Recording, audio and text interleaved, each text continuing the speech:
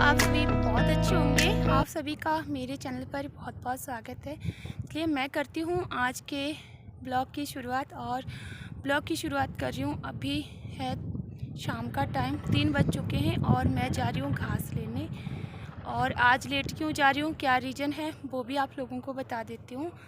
आज मुझे करनी थी थोड़ी सी लिपाई घर में, क्योंकि आज शुक्रवार था, लिपाई करनी थी और फिर घर में होगी लेट। वैसे तो मैं सुबह घास लेकर के आई थी, पर जहाँ पे कल हमने काटा था ना, मैंने और भाभी ने, वहाँ से थोड़ा सा घास ले जाती हूँ और स्टोर करके रख देती हूँ। क्योंकि अब ऐसा होगा कि बता रहे हैं शायद संडे को या सोमवार को बारिश हो सकती है, तो फिर दिक्कत हो जाती है जब बारिश होती है। तो अभी मैं जा रही थी घास लेने और यहाँ पे रोड में थे कुछ बच्चे जो कि चरा रहे थे पशु, और उनके साथ में मेरा चेतन भी था। ये जल्दी आ गया था आज स्कूल से और इसने बोला मम्मी मैं पशु देख लूँगा, आप साफ़ सफाई कर लो। तो अभी ये इन्होंने ना आग जलाई थी यहाँ पे, क्योंकि यहाँ पे इतनी ज़्यादा ठंड है। तो मैं भी आई थी, मेरे भी हाथ ठंडे हो गए थे।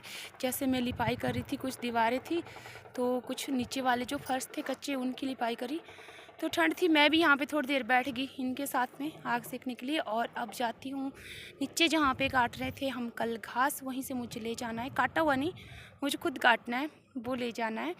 तो कल हमने कितना घास काटा था वो भी आप लोगों को मैं बताती हूँ। आ चुकी हूँ नीचे, थोड़ा उतर चुकी हूँ और चेतन ने ना चोरी करवा दी पशुओं से। दिखाती हूँ आपको भी। देखिए ये मेरी ही गाय है और मेरा ही बैल है और हमारा ही खेत है जहाँ से चेतन निकाला है इसको। तो ये पड़े थे इसके नीचे, यहाँ हो जाता है बच्चों के पास नहीं रहते हैं, इधर उधर भाग जाते हैं। मैं भी होती तो मेरे साथ से भी ये भाग जाते। और ये है वो कल का घास जो मैंने और भाभी ने काटा था। ये देखिए ये है वो, और ये यहाँ पर तक काटा था हमने। और यहाँ पे ना हमने कल 90 पुला घास का काटा था और उसमें से 35 पुले हम घर ले गए थे और बाकी का जो बचा है वो यहीं का यहीं है। मुझे टाइम ही नहीं लगा इसको ले जाने के लिए और अभी तो मैं काटने के लिए आई हूँ। देखती हूँ कल और परसों यानी सैटरडे और संडे को चेतन की भी छुट्टी है, पर इसका भी लास्ट एग्ज़ाम बचा हुआ है अभी।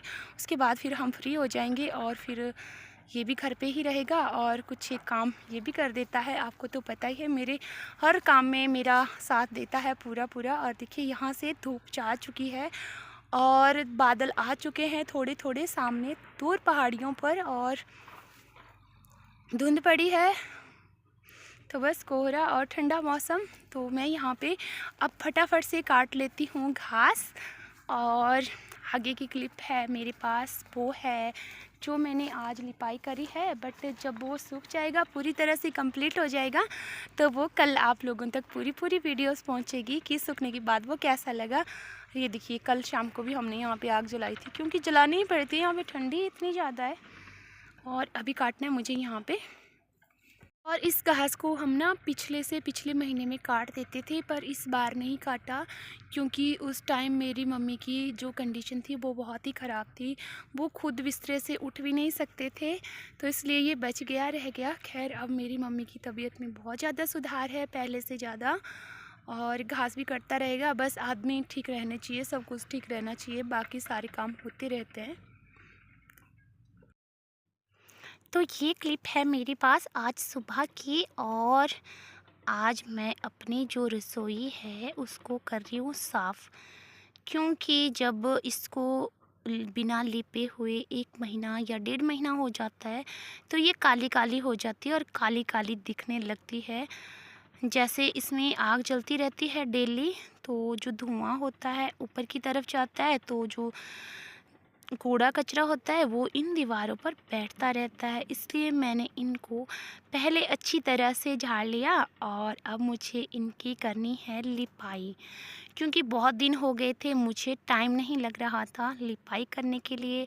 और वैसे भी मैंने सोचा कि मैं आज ही लिपाई इसकी कर देती हूँ, क्योंकि अब आगे आगे बारिशें होंगी तो फिर तो बिल्कुल भी मन नहीं करेगा लिपाई करने का।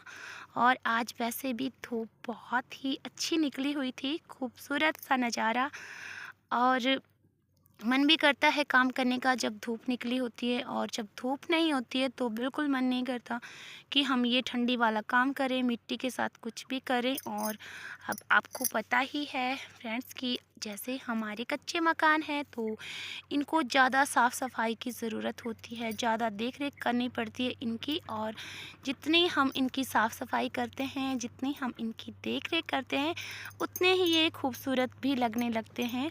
मेरा तो ऐसा मानना है, बाकी तो आप लोग मुझे बताइएगा कि क्या ये मैं सच बोल रही हूँ। और मेरी एक बहन है, पिछले दिनों जब मैंने लिपाई करी थी तो उन्होंने मुझे सजेशन दिया था कि आप कॉटन के कपड़े से लिपाई किया करें नीचे जो फ़र्श होता है उस पे, तो इससे जल्दी जल्दी होता है और फ़र्श भी साफ़ सुथरा जल्दी साफ़ हो जाता है, जल्दी जल्दी लिपाई हो जाती है। तो आज मैंने ना वही काम किया है।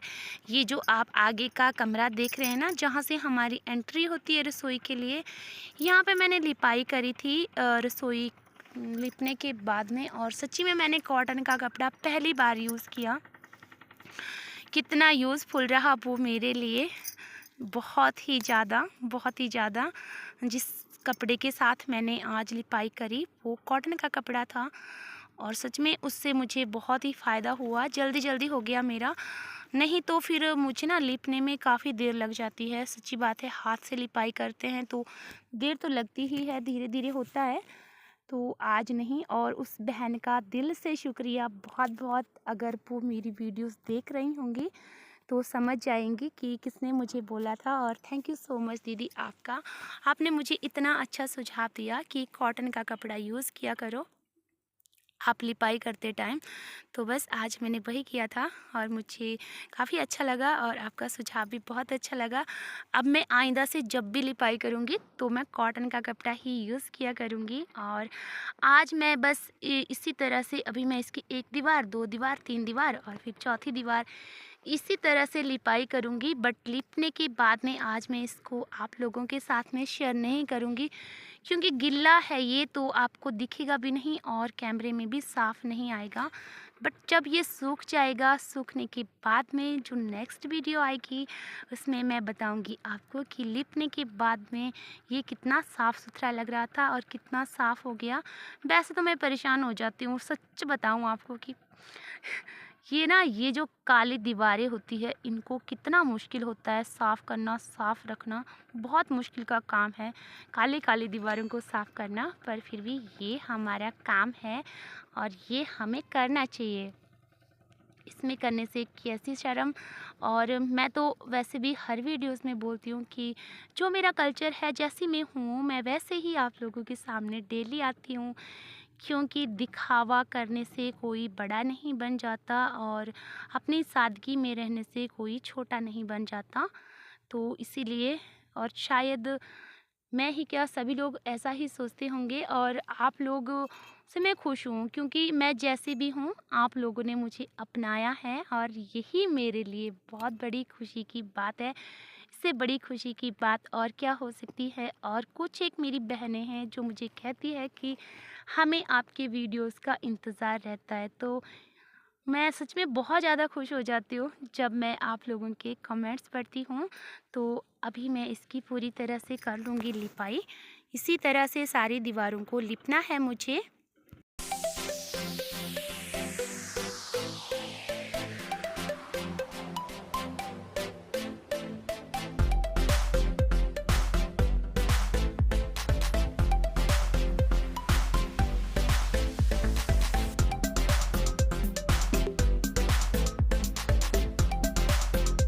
तो फ्रेंड्स, कैसी लगी आपको मेरी आज की वीडियो मुझे ज़रूर बताइएगा कमेंट बॉक्स में कमेंट करके। और हाँ, यदि आपका कोई सुझाव है, आपकी कोई राय है तो मुझे ज़रूर दीजिएगा कमेंट बॉक्स में ही कमेंट करके, क्योंकि आप सभी का कमेंट बॉक्स है फ्रेंड्स। आप ज़रूर मेरे साथ अपने विचार साझा कर सकते हैं। और हाँ, आज मेरी एक बहुत ही प्यारी सी यूट्यूब फैमिली की मेरी फ्रेंड है शोभा, पहाड़ी ब्लॉगर, उनका है बर्थडे, तो उनको मेरी ओर से जन्मदिन की ढेर सारी शुभकामनाएं। माता रानी से बस यही प्रार्थना करती हूँ कि माता रानी उनको हर एक खुशी देना और ये खुशी भरा दिन इनकी ज़िंदगी में हर साल आए। और साथ में हमारी एक और फ्रेंड है रेनू, और उनकी आईडी है पहाड़ी लाइफ के नाम से। तो सिस्टर मुझे बोल रहे थे कि दीदी एक दिन में आप 2 ब्लॉग लाया करो, मुझे आपके ब्लॉग बहुत अच्छे लगते हैं। और कुछ एक मेरी बहनें हैं जिन्होंने मुझसे लाइव आने की रिक्वेस्ट करी थी। तो आजकल ना तो मैं 2 ब्लॉग ला सकती हूँ और ना ही मैं लाइव आ सकती हूँ, क्योंकि आप लोगों को पता है मेरे बच्चे के एग्ज़ाम चले हैं और मेरे ब्लॉग्स के साथ साथ उसके एग्ज़ाम भी ज़रूरी है, उसकी पढ़ाई भी ज़रूरी है। तो जैसे ही मुझे टाइम लगेगा तो मैं ज़रूर आपकी ये ख्वाहिश पूरी करूँगी। आज की वीडियो में बस इतना ही। तब तक के लिए, जब तक नया ब्लॉग नहीं आता, बाय बाय। आप सभी लोग खुश रहिएगा, मस्त रहिएगा और अपना खूब सारा ध्यान रखिएगा। जय माता दी।